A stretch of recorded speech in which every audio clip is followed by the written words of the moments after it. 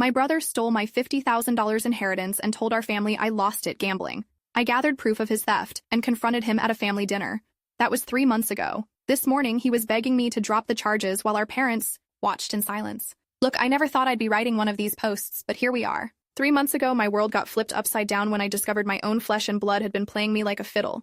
We're talking about my older brother here, the golden child, the one who could do no wrong in my parents' eyes. Turns out he's been living a lie this whole time. So here's the deal. Our grandmother passed away about 8 months back. Sweet old lady, lived through the Depression, saved every penny she could, left me and my brother each 50 grand, not life-changing money, but enough to make a real difference, you know? I was planning to use mine for a down payment on a house, finally get out of my crappy apartment and start building something real.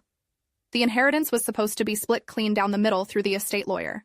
Pretty straightforward stuff. But here's where it gets messy. My brother volunteered to handle all the paperwork, said he'd take care of everything since he works in finance and knows about this stuff. Mom and Dad were all about it, praising him for being so responsible and looking out for his little sister. Red flag number 1 right there, but I was grieving and honestly just wanted someone else to deal with the legal mess. Big mistake. For months, I kept asking about the money. Every time I brought it up, he'd give me some story about how the estate was taking forever to process, lawyers being slow, paperwork getting lost, classic stall tactics, but I bought it because why would... I think my own brother was lying to me. Then around Christmas, things started getting weird at family dinners. My parents would make these little comments about being responsible with money, about how gambling can ruin lives. At first, I thought they were just making general conversation, maybe something they saw on the news, but the comments kept coming, always when I was around, always with these pointed looks. Update. Hey everyone, thanks for all the support so far. Just want to clarify that yes, I kept all the documentation from the very beginning because something felt off about the whole situation. The next part gets pretty intense, so buckle up. How would you have handled discovering your own family was spreading lies about you behind your back? Finally, I cornered my mom after one particularly awkward dinner and asked what was going on. That's when she dropped the bomb. Apparently, my brother had told them that I'd already received my inheritance months ago but had blown it all at some casino in Atlantic City. Said I was too ashamed to admit it and had been asking him for money to cover my rent. I just stood there in her kitchen, completely floored. The woman who raised me, who I thought knew me better than anyone, actually believed I was some kind of degenerate gambler. And the worst part? She seemed disappointed but not surprised, like this was just another example of me not living up to expectations. That night, I went full detective mode. Started going through every piece of paperwork I had, every email exchange with the lawyer, every conversation I could remember. Something wasn't adding up, and I was determined to figure out what. First thing I did was call the estate lawyer directly. Took some convincing to get him to talk to me without my brother on the line, but eventually he confirmed what I already suspected. The inheritance had been processed and distributed months ago. Both checks had been cut and deposited. Mine had gone into an account I'd never seen before. Next, I hit up my bank and got copies of all my statements going back a year. No $50,000 deposit anywhere. No unusual activity at all, actually. Just my regular paycheck deposits and the usual bills coming out. I also pulled my credit report, thinking maybe someone had opened accounts in my name. Clean as a whistle. But here's the kicker. I remembered my brother mentioning he'd set up a temporary account to make the process easier. Said the lawyer recommended it for some tax reason that sounded legit at the time. I'd signed some papers without reading them too carefully because, again, I trusted him completely. Those papers? They were authorization forms making him a joint account holder with full access to withdraw funds. Basically, I'd given him legal permission to take my money, though obviously that wasn't how he'd explained it to me. Armed with this information, I marched down to his bank. Took 3 different visits and a lot of persistence, but I finally got someone to confirm that yes, there had been an account in both our names, and yes, the full $100,000 had been withdrawn by the primary account holder, my brother, about 6 weeks after it was deposited. The money had been moved to his personal checking account, then gradually transferred out over the following weeks.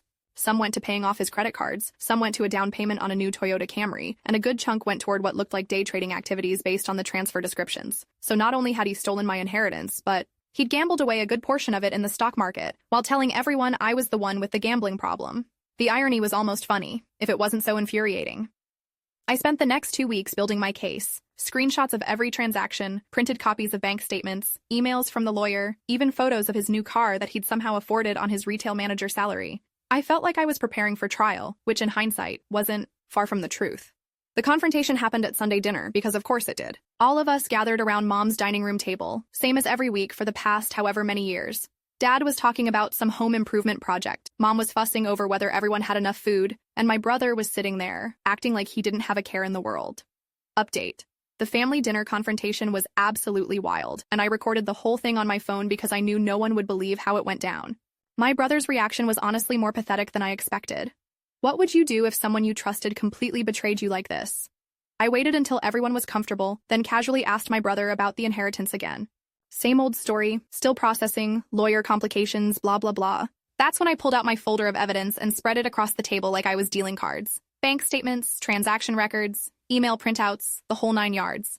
The silence in that room was deafening. You could literally hear the grandfather clock ticking in the hallway. My brother's face went through about 5 different colors in 10 seconds. Started with confusion, moved through panic, and landed on this weird mix of anger and desperation. He tried to play it off at first, saying the documents were fake or that I was misunderstanding something, but Mom isn't stupid, even if she'd been fooled before. She started reading through the papers, and I watched her expression change as the pieces fell into place. Dad just sat there looking like someone had punched him in the gut. The confrontation got heated pretty quick. My brother tried every excuse. In the book, he was going to pay me back. He'd made some bad investments and needed time to recover. He'd been trying to protect me from making poor financial decisions. Each lie just made it worse. Then he had the audacity to turn it around on me, saying I was being vindictive and trying to destroy the family over money. Said blood should be thicker than dollar bills, and couldn't I just forgive and forget? Real. Rich coming from the guy who'd spent months telling everyone I was a gambling addict. Mom finally found her voice and asked him directly if he'd taken my money. The look on his face when she asked that question, I'll never forget it. Like a kid caught with his hand in the cookie jar, except the cookies were worth $50,000 and belonged to his sister. He broke down and admitted to everything. Said he'd been struggling financially for months, had made some bad trades, and saw an opportunity to fix his problems. Claimed he fully intended to pay me back before I noticed, which was obviously garbage since he'd been actively lying to our parents about me for months. The dinner ended with Mom crying, Dad not saying a word, and my brother storming out after, calling me vindictive and selfish. Real classy exit for someone who'd just been caught red-handed stealing from family. That was 3 months ago, and let me tell you, the aftermath has been something else entirely. First thing I did the next morning was march down to the police station and file a report. Theft is theft, family or not, and 50 grand isn't exactly pocket change. The detective who took my statement was actually impressed with how organized my evidence was. Said most people come in with half the story and no documentation. Within a week, they'd opened a formal investigation. My brother got a visit from the cops at his work, which apparently didn't go over well with his manager. Nothing like having police show up at your job to discuss potential felony charges to really boost your career prospects. The legal process has been slow but steady.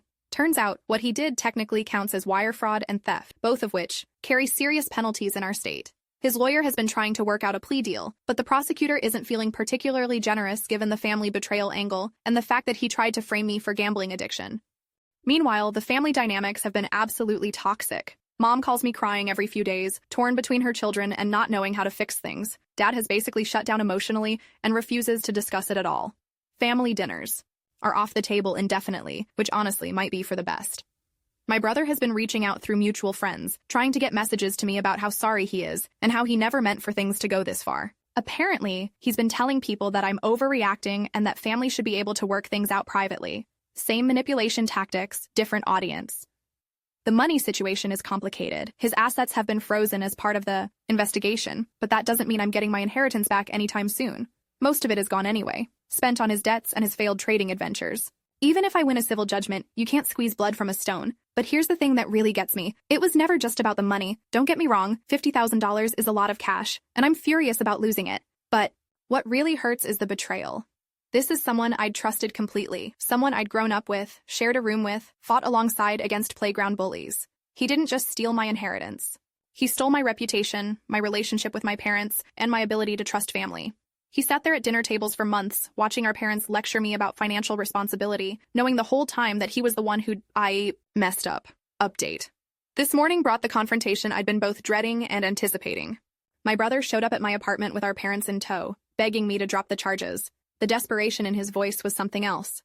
Should family loyalty override justice when someone betrays you this completely? The doorbell rang at 8 a.m., which should have been my first clue something was up. Nobody visits that early unless someone's dead or in serious trouble. I opened the door expecting maybe a delivery guy, and instead found my entire family standing on my doorstep, looking like they hadn't slept in days. My brother looked rough. I'm talking bags under his eyes, stubble, clothes that probably hadn't been changed in a couple days. Mom was clutching her purse like it was a life preserver, and Dad just looked old in a way I'd never noticed before. They asked if they could come in, and honestly, I was too curious to say no. We all ended up in my tiny living room, this awkward tension filling the space like smoke. My brother did most of the talking, told me his lawyer had explained how serious the charges were, how he was looking at potential jail time and definitely losing his job. Said he'd already been suspended pending the outcome of the investigation, and his girlfriend had moved out because she couldn't handle the stress. He begged me to consider dropping the charges, offered to sign over his car title, his retirement account, anything he had left. Kept saying he was sorry, that he'd made a terrible mistake, that he'd spend the rest of his life making it up to me if I'd just give him another chance. Mom jumped in with her own plea, talking about how prison would destroy him, how it would tear the family apart permanently. Said she understood I was hurt, but couldn't I find it in my heart to forgive? That grandma wouldn't have wanted this kind of division in the family over money she'd left to help us, not hurt us. Dad didn't say much, but when he finally spoke up, it was to ask me what I wanted to happen. Not what I thought was right or fair, but what would actually make me feel better. Did I want my brother to go to prison? Would that really fix anything? It was a fair question, and one I'd been wrestling with for months. The honest answer is complicated. Do I want him to go to jail? Not really. Do I want him to face consequences for what he did? Absolutely. Do I want our parents to understand that what he did was seriously wrong and not just a family disagreement? 100%. I told them I appreciated them coming, and I could see how much this was hurting everyone, but I also explained that this wasn't just about money or even family dynamics. It was about accountability. My brother had committed a crime, lied about it for months, and actively tried to destroy my reputation to cover his tracks. If I dropped the charges now, what message would that send? That family members can steal from each other as long as they apologize afterward? That trust doesn't really matter as long as you share DNA? That women should just forgive and forget when men in their lives betray them? My brother tried to interrupt, saying he understood all that, but couldn't we work something out privately? Maybe set up a payment plan, do some family counseling, find a way to rebuild trust without involving the legal system? I looked at him sitting there in my living room, and all I could think about was those months of family dinners where he watched our parents shame me for something he'd done. The nights I'd laid awake wondering if I really was as irresponsible as everyone seemed to think. The relationships with extended family that had been damaged because word had gotten around about my supposed gambling problem. The decision wasn't easy, but it was clear. I told them I wouldn't be dropping the charges. That didn't mean I wanted him to suffer unnecessarily, and I'd be willing to write a letter to the judge about his character and our family situation when it came time for sentencing. But the legal process needed to run its course.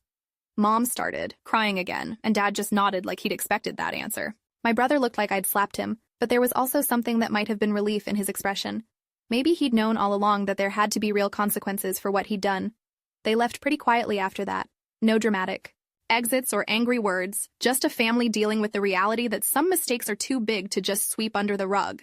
The case is still pending, but his lawyer has indicated they're probably going to take a plea deal rather than risk a trial. Sounds like he'll get probation, community service, and restitution orders, though the restitution part is complicated since most of the money is gone. I've started seeing a therapist to work through all the family stuff and trust issues. Turns out, having your siblings steal from you and lie about it for months can really mess with your head in ways you don't expect. Who knew? The relationship with my parents is slowly improving. They've both apologized for believing his lies about me, and Mom has started making an effort to really listen when I talk, instead of just assuming she knows what's going on in my life.